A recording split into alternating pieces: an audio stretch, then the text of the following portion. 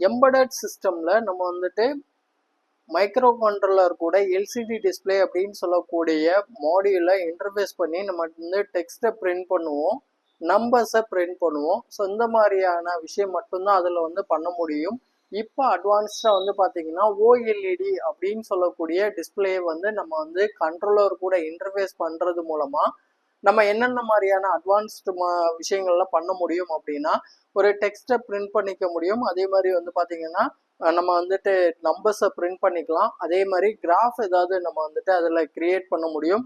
அடுத்து வந்து பார்த்தீங்கன்னா அனிமேஷன்ஸை நம்மளால் வந்து கிரியேட் பண்ண முடியும். இப்போ நம்ம இப்போ வந்து என்ன பண்ணியிருக்கோம் அப்படின்னா, ஒரு கண்ட்ரோலர் அர்டினோ கண்ட்ரோலரில் ஓஎல்இடி டிஸ்பிளே வந்து இன்டர்ஃபேஸ் பண்ணி நம்ம வந்து ஒரு அனிமேஷனை கிரியேட் பண்ணியிருக்கோம். அதைத்தான் நீங்கள் வீடியோவில் பார்த்துட்டு இருக்கீங்க.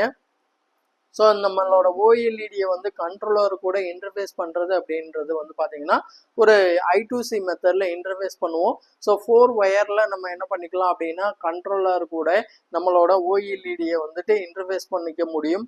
இப்போ நம்ம பண்ணியிருக்கக்கூடிய அனிமேஷன் மாதிரி நம்ம ஃபன்னியான வீடியோஸை வந்து நம்ம வந்து அனிமேஷனை கிரியேட் பண்ணி ப்ரோக்ராமிங்கில் நம்ம வந்து கண்ட்ரோலர் மூலமாக என்ன பண்ணிக்கலாம் அப்படின்னா இந்த ஓஎல்இடியில் டிஸ்பிளே பண்ண வச்சுக்க முடியும்.